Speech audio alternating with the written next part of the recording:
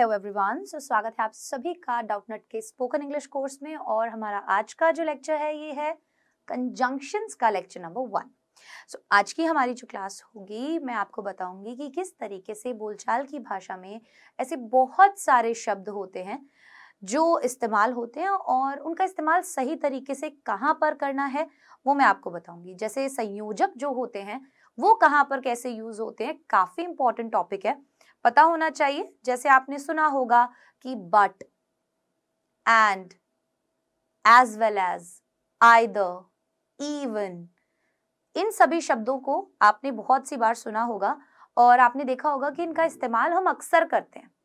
ठीक है, अब मैं आपको बताऊंगी कि सही इस्तेमाल कहां पर और कैसे करना है। आज लेक्चर नंबर 1 है कंजंक्शन पढ़ेंगे। कंजंक्शन मतलब क्या होता है? हिंदी में वैसे तो हम इसे संयोजक बोलते हैं। क्या बोलते हैं बेटा? संयोजक बोलते हैं हम इसको हिंदी में। कभी भी कोई अगर हमें लंबा वाक्य बोलना है, ठीक है, और अगर हम उन वाक्यों को जोड़ना चाहते हैं तो हम संयोजक की मदद से जोड़ते हैं। जैसे मैं बोलूं राम अच्छा लड़का है, फिर मैं बोलूं मोहन अच्छा लड़का है, लेकिन मैं ये बात ऐसे भी कह सकती थी कि राम और मोहन अच्छे लड़के हैं, कह सकती थी। तो मैंने क्या किया, दो वाक्यों को, राम अच्छा लड़का है, मोहन अच्छा लड़का है, इन दोनों ही सेंटेंसेस को मैंने जोड़ा, एक छोटा सेंटेंस बनाया जिसमें मैंने अपनी दोनों ही बातें बहुत अच्छे तरीके से कह दी। बस यहां पर भी यही होता है। तो अब जब मैंने बोला कि राम और मोहन दोनों अच्छे लड़के हैं, तो मैंने क्या किया, और का यूज किया, क्या करने के लिए? दो वाक्यों को जोड़ने के लिए किया ना। ऐसे ही हम और भी संयोजकों के बारे में पढ़ेंगे। आइए शुरू करते हैं आज की क्लास। कंजंक्शंस होते क्या हैं, सबसे पहले हम ये देखेंगे।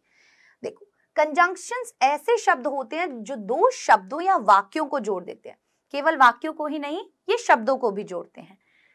इस तरह वाक्य भी छोटा हो जाता है। जैसा मैंने आपको बताया कि राम और मोहन अच्छे लड़के हैं, हमारा वाक्य छोटा हो गया, वरना हम बोलते राम अच्छा लड़का है, मोहन अच्छा लड़का है। तो इसकी मदद से क्या हुआ, हमने अपने सेंटेंस को शॉर्ट कर दिया। तो जब भी आप बोलेंगे इंग्लिश तो आपको ध्यान रखना है कि आप इनकी मदद से सेंटेंसेस को शॉर्ट करके बोल सकते हैं।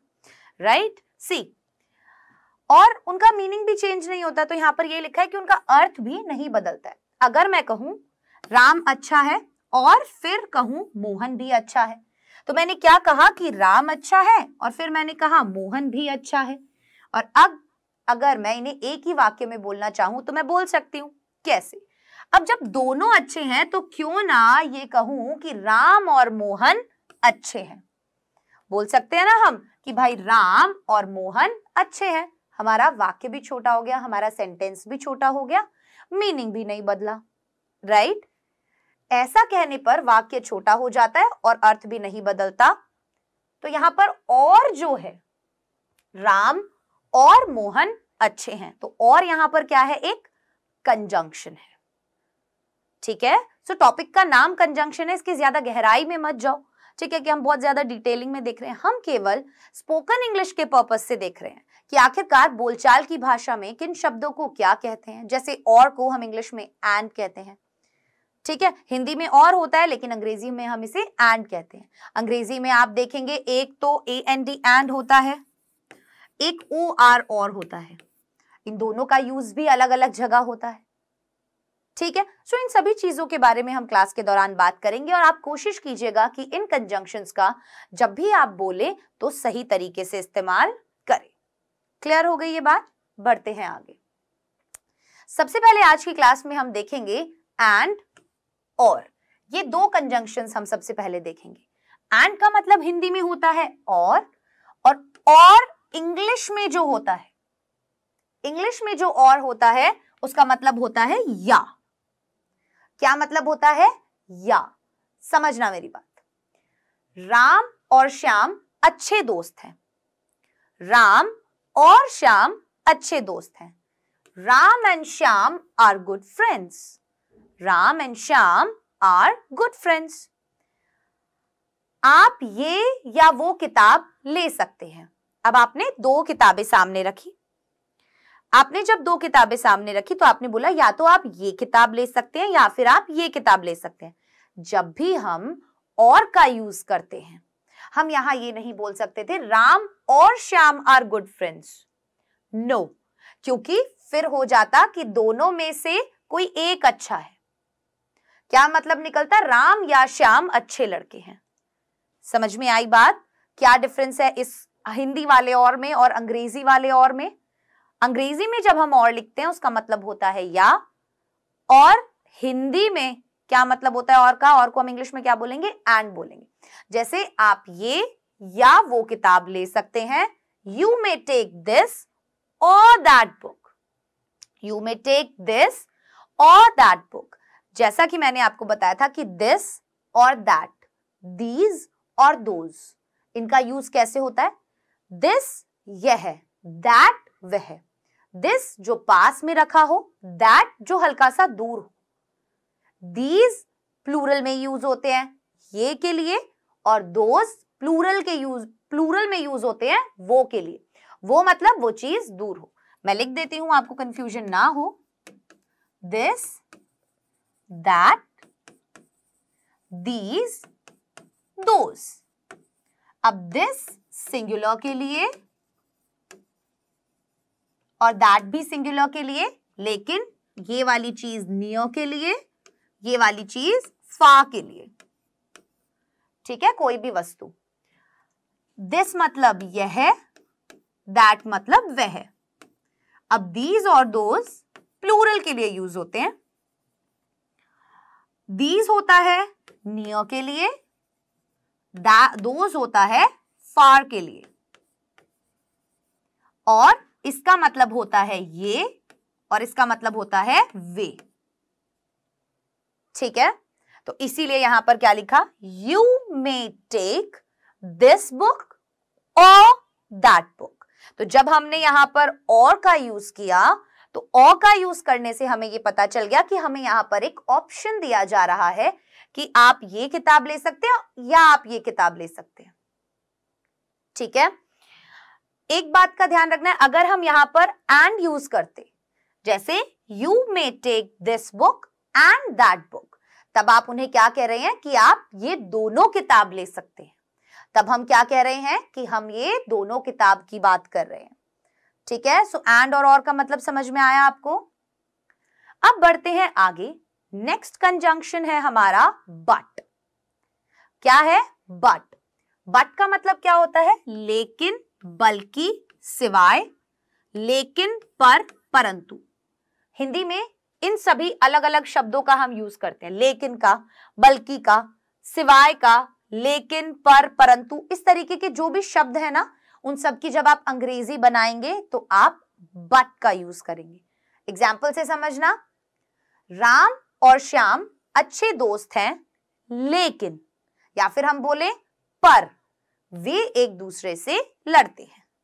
तो अगर मैं बोलूं राम और श्याम अच्छे दोस्त हैं लेकिन वो एक दूसरे से लड़ते हैं, या मैं बोलूं राम और श्याम अच्छे दोस्त हैं पर वो एक दूसरे से लड़ते हैं, दोनों का मतलब सेम है। तो लेकिन बोले या फिर पर बोले या फिर परंतु बोले, मतलब सेम निकलता है, इसीलिए हम उसकी अंग्रेजी क्या बनाएंगे? बट। समझना, Ram and Shyam are good friends, Ram और श्याम अच्छे दोस्त हैं, ये एक सेंटेंस हो गया। हमने दूसरा कैसे जोड़ा? But they fight with each other, लेकिन, परंतु, पर वो क्या करते हैं? वो एक दूसरे से लड़ाई करते हैं। तो कभी भी ये जो शब्द यहां पर हिंदी में लिखे हुए हैं, इनकी अंग्रेजी आपको बनानी हो तो वो क्या बनेगी? बट। ठीक है, नेक्स्ट देखते हैं। वह बहुत समझदार है लेकिन वो गरीब है। वह बहुत समझदार है लेकिन वो गरीब है। He is very intelligent. He is very intelligent, but he is poor. He is very intelligent, but he is poor. ये सभी सेंटेंसेस जो यहाँ हिंदी में लिखे हैं एंड देन यहाँ इंग्लिश में लिखे हैं, सभी सेंटेंसेस आपकी कॉपीज के अंदर जरूर होने चाहिए। अगर ये आपकी कॉपीज के अंदर नहीं है, जितने ज्यादा सेंटेंसेस की आप इंग्लिश देखेंगे, पढ़ेंगे, उतना ही ज्यादा बेहतर आप होते जाएंगे। ठीक है, सो हमने अभी तक देखा एंड और, फिर हमने देखा बट। ये तो हमने देखा था लेकिन, पर और परंतु के लिए बट का इस्तेमाल, है ना। लेकिन, बल्कि और सिवाय में सबसे पहले हमने देखा लेकिन, लेकिन को हम पर भी बोलते हैं, परंतु भी बोलते हैं। अब हम देखेंगे बट का इस्तेमाल सिवाय या फिर अलावा के टाइम पर जब हम यूज करते हैं। किसके टाइम पर? सिवाय या फिर अलावा। समझना, मैं तुम्हारे घर के सिवाय कहीं भी नहीं जा सकता हूं, या हम बोले मैं कहीं भी जा सकता हूं पर तुम्हारे घर नहीं। दोनों ही वाक्यों का मतलब सेम है। एक में हमने सिवाय का यूज किया है, दूसरे में हमने पर का यूज किया है, लेकिन क्या दोनों ही सेंटेंसेस का मीनिंग सेम निकल रहा है? बिल्कुल निकल रहा है। तो देखो, I can go anywhere but your home. See, I can go anywhere, मैं कहीं भी जा सकता हूं, बट योर होम, तुम्हारे घर के सिवाय। तो हमने बट योर होम लिखते ही हमें पता चल गया कि ये यहां पर कह रहा है कि भाई इसके घर नहीं जा सकता। तो तुम्हारे घर के सिवाय मैं कहीं भी जा सकता हूं, आई can go anywhere but your home. ऐसे ही एक्सेप्ट का इस्तेमाल भी हम करते हैं ना। I can go anywhere except your home, EXCEPT, except का यूज, इसका भी इस्तेमाल हम आगे पढ़ेंगे। तो जरूरी नहीं कि एक ही शब्द ऐसा हो जो यूज हो रहा हो, जैसे सिवाय के लिए केवल बट का यूज हो रहा है, ऐसा जरूरी नहीं होता, ध्यान रखना, ठीक है। हम बट का यूज देखो कितने अलग अलग मीनिंग्स के लिए कर रहे हैं, हम परंतु के लिए भी कर रहे हैं, हम लेकिन के लिए कर रहे हैं, सेम जगह हम सिवाय के लिए भी यूज कर रहे हैं। तो स्पोकन इंग्लिश में यही होता है, बहुत सारे शब्द आपको ऐसे मिलेंगे, ठीक है, जो अलग अलग जगह यूज होंगे, अलग अलग मीनिंग्स के तौर पर। अगर हम अगला सेंटेंस देखें, मैं कुछ भी कर सकता हूं सिवाय तुम्हें पीटने के। I can do anything but beat you. I can do anything, मैं कुछ भी कर सकता हूं सिवाय तुम्हें पीटने के। तो मतलब वो क्या कहना चाह रहा है कि वो उसे पीट नहीं सकता। तो हमने बना दिया I can do anything but beat you. तो जब बोल रहे हैं ना but beat you, that means वो तुम्हें पीट नहीं सकता, उसके सिवाय कर सकता है कुछ भी। सो हमेशा ध्यान रखना, जब भी आप बोल रहे हो ना, तो आप अपने सेंटेंस को और स्मार्टली कैसे बोल सकते हो, क्योंकि एक लैंग्वेज हम सीख रहे हैं। बहुत सारी ऐसी अलग अलग चीजें आपके सामने आएंगी जहां पर रूल्स जो है वो नहीं लग पाएंगे, ठीक है। वो चिकन के अलावा कुछ भी खा सकता है। तो के अलावा, अगेन यहां पर क्या यूज हुआ? के अलावा। के अलावा का मतलब होता है सिवाय। He can eat anything but chicken. He can eat anything but chicken. वो कुछ भी खा सकता है, किसके सिवाय या किसके अलावा? चिकन के अलावा। आई बात समझ में? नए तरीके के सेंटेंसेस दिख रहे हैं ना ये? वापस से देखो, I can go anywhere but your home, I can do anything but beat you. Beat मतलब पीटना। लिख लीजिए, वोकैबुलरी में आज की पहला शब्द आपको मिल गया है नया। He can eat anything but chicken. Clear हो गई ये बात? आगे बढ़ते हैं।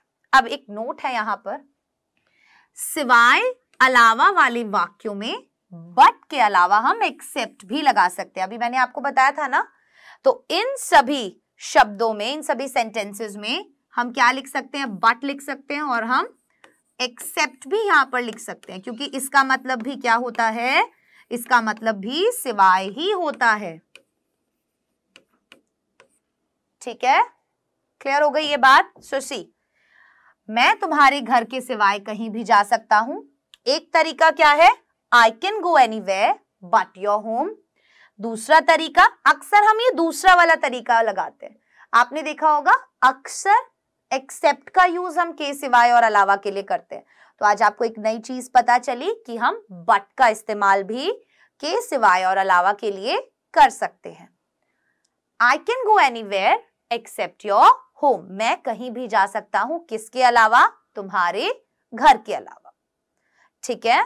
चलो अब देखते हैं हम बल्कि। बट का इस्तेमाल बल्कि के लिए कैसे होता है? बल्कि बोलते हैं ना, जैसे ये पेन नहीं बल्कि पेंसिल है। This is not a pen but a pencil. This is not a pen but a pencil. So बल्कि के लिए हम कौन सा शब्द यूज कर सकते हैं? हम बट का यूज कर सकते हैं। अगेन, राम बेवकूफ नहीं बल्कि एक समझदार लड़का है। Ram is not a fool, Ram is not a fool but a wise guy. Wise मतलब यहां पर क्या है? समझदार। लिख लीजिए एक और वर्ड आपकी वोकैबुलरी में आज का, समझदार। तो यहां पर जो बल्कि था, इनके लिए हमने बट कंजंक्शन का यूज किया। उसे डांटा नहीं गया बल्कि उसे पीटा गया। देखना दो सेंटेंसेस यहां कैसे जोड़ रखे। देखो, ये पेन नहीं बल्कि पेंसिल है। दो वाक्य क्या है? ये पेन नहीं है, ये पेंसिल है। हमने इनको एक में कैसे बनाया? ये पेन नहीं बल्कि पेंसिल है। दूसरा सेंटेंस, राम बेवकूफ नहीं बल्कि एक समझदार लड़का है। तो हम दो सेंटेंसेस कौन से हैं इसमें? राम बेवकूफ नहीं है, राम एक समझदार लड़का है। तो हमने इन दोनों को एक ही में बना के क्या बना दिया? राम बेवकूफ नहीं बल्कि एक समझदार लड़का है। राइट? उसे डांटा नहीं गया बल्कि पीटा गया। उसे डांटा नहीं गया बल्कि पीटा गया। तो हम दो सेंटेंसेस कौन से हैं इसमें? उसे डांटा नहीं गया और दूसरा सेंटेंस है उसे पीटा गया। जब हमने इन दोनों को कंबाइन किया तो क्या बन गया? उसे डांटा नहीं गया बल्कि पीटा गया। सो कैसे बनेगा? He was not scolded but beaten. Again new word, scolded. तो ये रूट वर्ड क्या है? ये scold है। scold का मतलब डांटना। scold का मतलब क्या होता है? डांटना। ठीक है? सो उसे डांटा नहीं गया बल्कि पीटा गया। He was not scolded but beaten. Beat मतलब पीटना। अभी हमने पीछे भी देखा था। ठीक है। मुझे पेन नहीं बल्कि पेंसिल दी गई थी। तो हम कैसे बोलेंगे? मुझे पेन नहीं दिया गया था, मुझे पेंसिल दी गई थी। इसी वाक्य को हमने जब छोटा किया तो क्या बन गया? मुझे पेन नहीं बल्कि पेंसिल दी गई थी। तो हमने बल्कि के लिए क्या यूज किया? But. I had not been given a pen but a pencil. I had not been given a pen but a pencil. Am I clear here? चीजें क्लियर हुई आपको? तो देखो, बट का इस्तेमाल तीन जगह, एक तो लेकिन पर परंतु के केस में, एक सिवाय और अलावा के केस में, साथ ही साथ सिवाय और अलावा की जगह इंग्लिश में हम एक्सेप्ट भी लगा सकते हैं, जो होता है EXCEPT, एक्सेप्ट, नॉट AEECEPT। ये वाला अलग होता है, ये तो स्वीकार करना होता है, ये नहीं। यहां पर सिवाय अलावा कौन सा है? EXCEPT। ठीक है? और नेक्स्ट है बल्कि के लिए। तो हमने देखा बल्कि वाले सेंटेंसेस में। आइए बढ़ते हैं आगे। अब देखते हैं फॉर, एज, बिकॉज और सिंस का इस्तेमाल। फॉर, एज, बिकॉज और सिंस, इनका यूज हम क्योंकि या चूंकि के केस में करते हैं। बहुत से लोग देखना चूंकि भी बोलते हैं। चूंकि मतलब क्योंकि होता है। ठीक है? तो बहुत सी बार आपने कहीं हिंदी की किताबों में भी पढ़ा होगा, चूंकि लिखा जाता है क्योंकि को। ठीक है? तो सेम चीज है, कंफ्यूज नहीं होना। अब देखो, जब भी वाक्य में क्योंकि या चूंकि का प्रयोग होता है तो इन चारों में से किसी भी एक का प्रयोग किया जा सकता है। ये जो है फॉर, एज, बिकॉज और सिंस, ये सभी चीजें अंग्रेजी में क्योंकि के लिए इस्तेमाल होती है। आपने देखा होगा सिंस और फॉर का इस्तेमाल हम टाइम के रेफरेंस में भी करते हैं। जब हमने टेंसेस पढ़े थे तब हमने देखा था ना कि हम टाइम के रेफरेंस में, कि से के लिए 2 बजे से पढ़ रहा है, कल से पढ़ रहा है, 5 साल से पढ़ रहा है, तो वहां पर फॉर और सिंस का अलग इस्तेमाल था। लेकिन यहां पर जब हम इसे कंजंक्शन के तौर पर यूज कर रहे हैं तो इसका इस्तेमाल अलग है। और जब हमने प्रेपोजिशन पढ़े तो हमने फॉर का इस्तेमाल अलग तरीके से देखा। सो एक ही वर्ड के इंग्लिश में बहुत सारी जगह अलग अलग तरीके से यूज होता है, हमेशा ध्यान रखना। ठीक है? चलो, अब एक इंपॉर्टेंट बात यह है कि क्योंकि या चूंकि के लिए बिकॉज का प्रयोग केवल वाक्यों के बीच में होता है। बिकॉज तो हम कब यूज करेंगे? वाक्यों के बीच में अक्सर यूज करते हैं। और सिंस का प्रयोग केवल वाक्य के शुरुआत में होता है। ये दो चीज याद रखनी है कि क्योंकि या चूंकि अगर हम वाक्य में बोल रहे हैं, अभी एग्जाम्पल से समझाऊंगी तो और क्लियर हो जाएगा। क्योंकि और चूंकि जब हमें अंग्रेजी में बोलना है तो बिकॉज का यूज तो हम वाक्य के बीच में करेंगे अक्सर, लेकिन किसका इस्तेमाल, सिंस का इस्तेमाल हम यूजुअली वाक्य के शुरुआत में करते हैं। देखना एक चीज और, also, even, either, too, as well, इनका यूज कहां होता है, ऑल्सो, इवन, आइदर, टू और एज वेल। इसका यूज हम भी के लिए करते हैं। किसके लिए, इन सभी का अर्थ होता है भी। क्या होता है इन सभी का अर्थ, भी। जैसे ऑल्सो, टू और एज वेल एज का प्रयोग पॉजिटिव वाक्यों में होता है।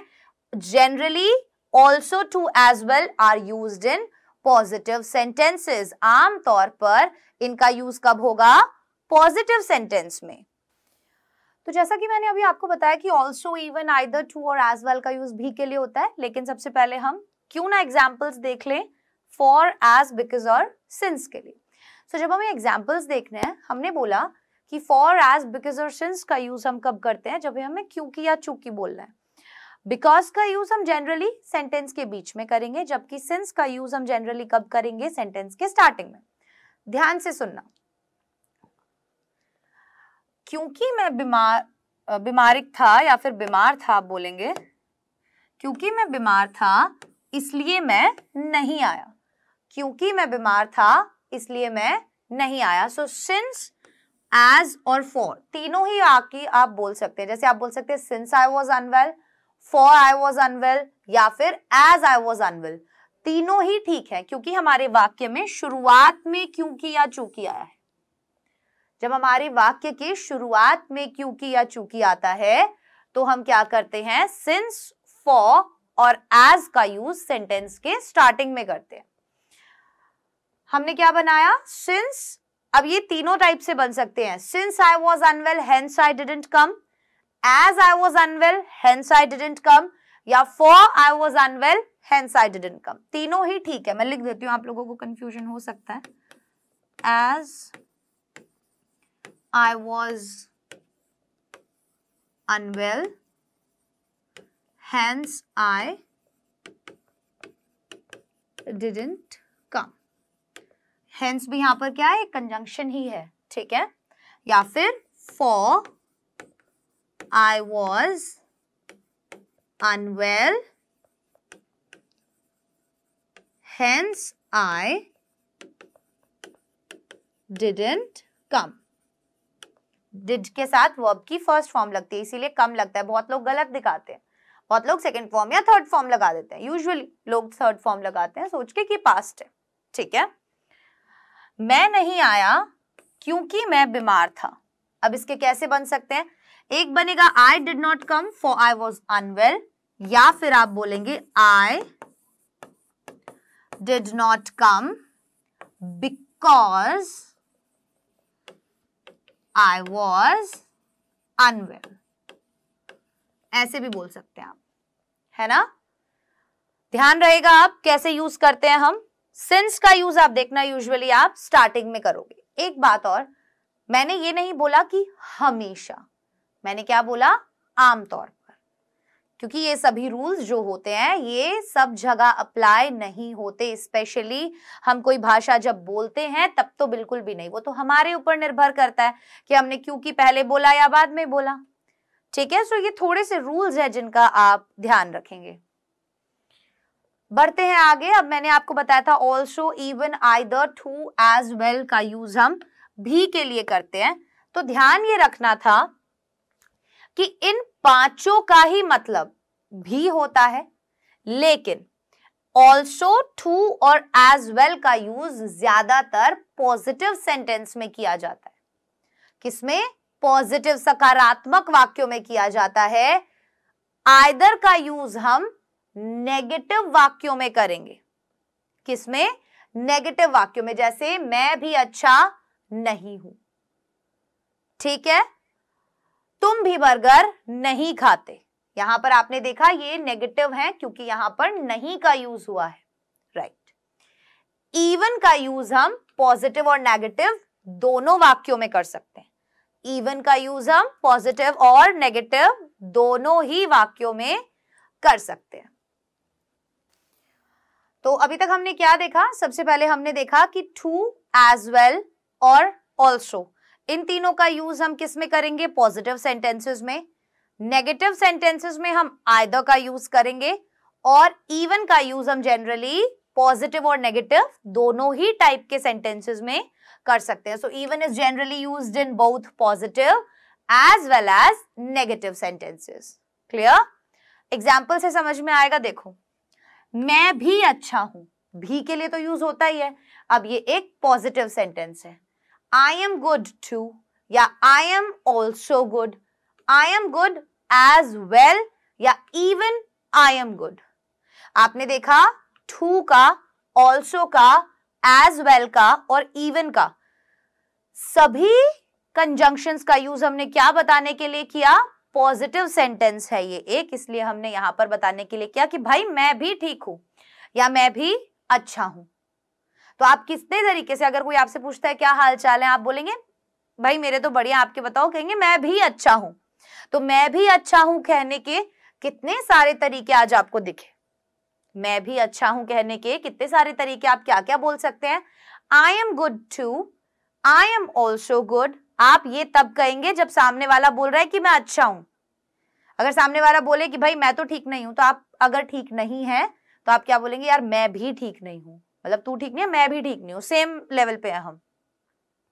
आई एम गुड एज वेल और इवन आई एम गुड।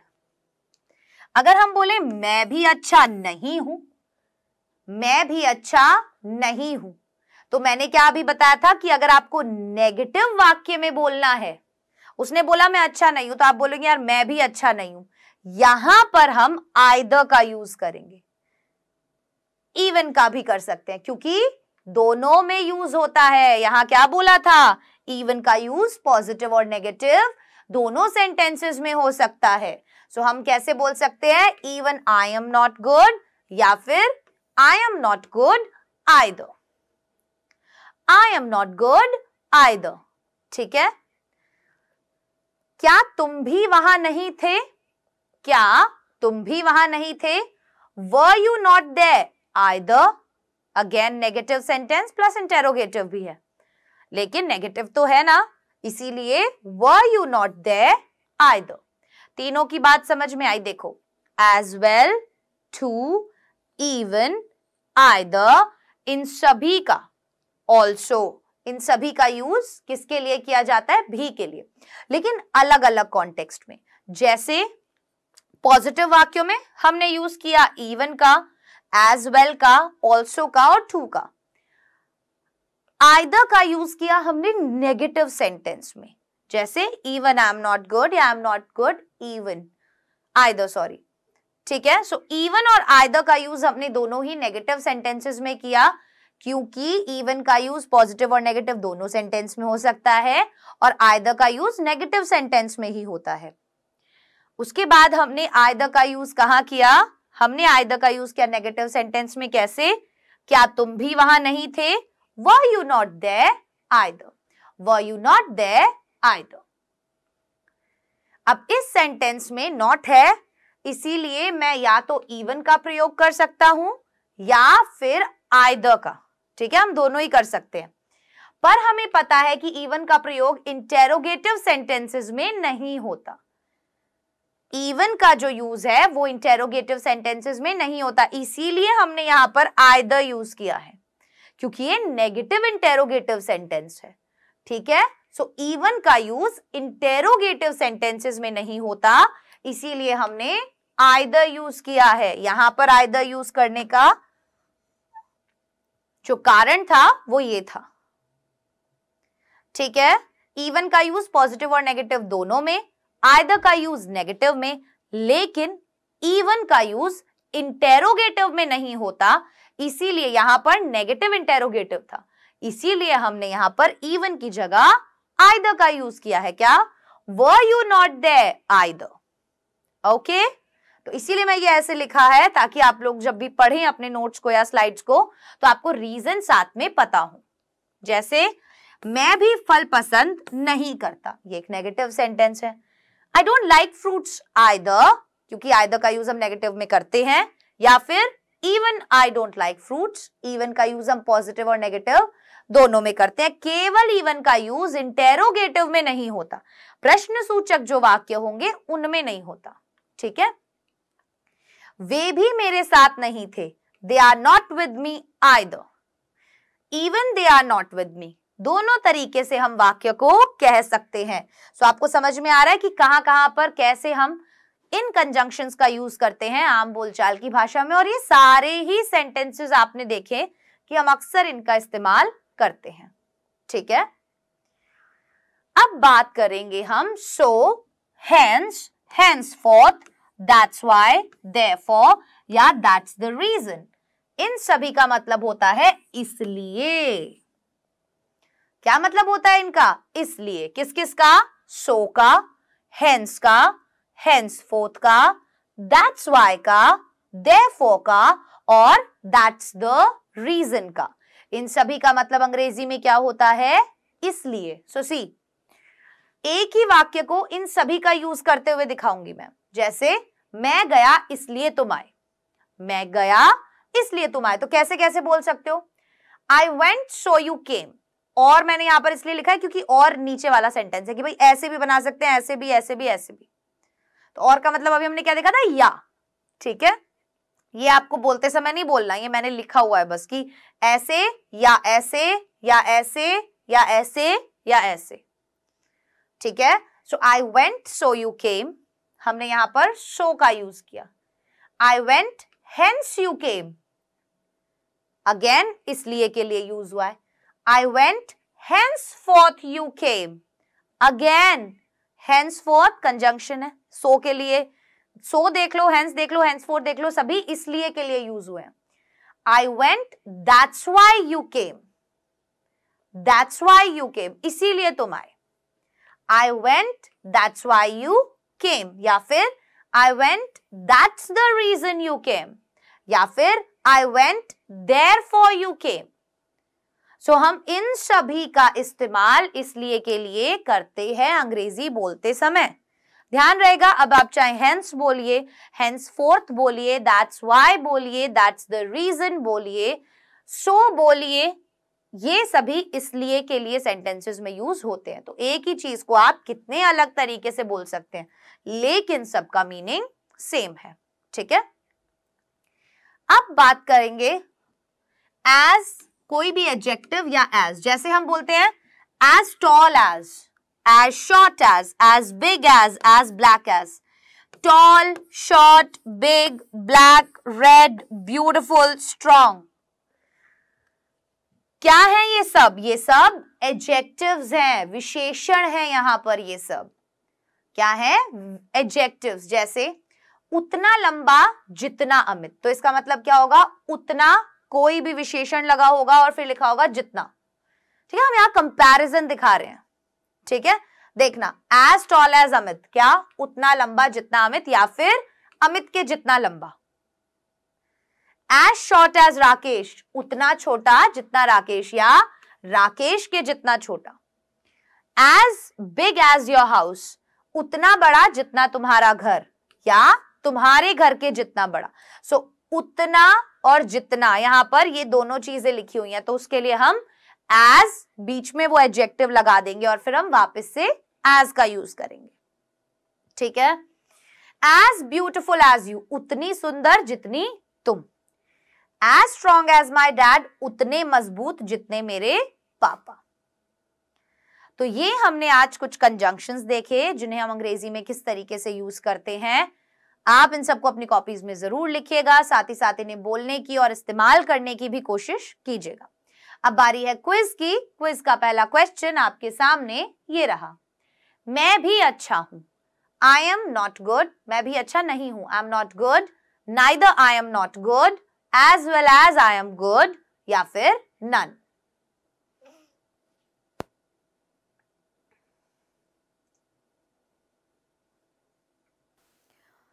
हमारा अगला क्वेश्चन है, मैं नहीं आया क्योंकि मैं बीमार था। I did not come for I was unwell, I did not come as I was unwell, I didn't come, I was unwell. ये option number 4, both A and B, मतलब once first and second. So फटाफट से दीजिए जवाब, बहुत easy questions हैं. चलिए, so question number 1 जो है उसका जवाब क्या होगा? मैं भी अच्छा नहीं हूं, even I am not good. हमने इवन का यूज यहाँ पर किया क्योंकि नेगेटिव सेंटेंस था. ठीक है, मैं नहीं आया क्योंकि मैं बीमार था. ऑप्शन नंबर 4 होगा इसका सही जवाब, क्योंकि हम फॉर का यूज और एज का यूज दोनों का यूज किसके लिए करते हैं? क्योंकि के लिए. ठीक है, चलो. सो आज की क्लास में हमने देखी कंजंक्शंस, कैसे हम सेंटेंसेस को और वर्ड्स को जोड़ सकते हैं. हमने देखा but, and, or, henceforth, hence, also, to, that's why, that's the reason. काफी सारे कंजंक्शंस देखे.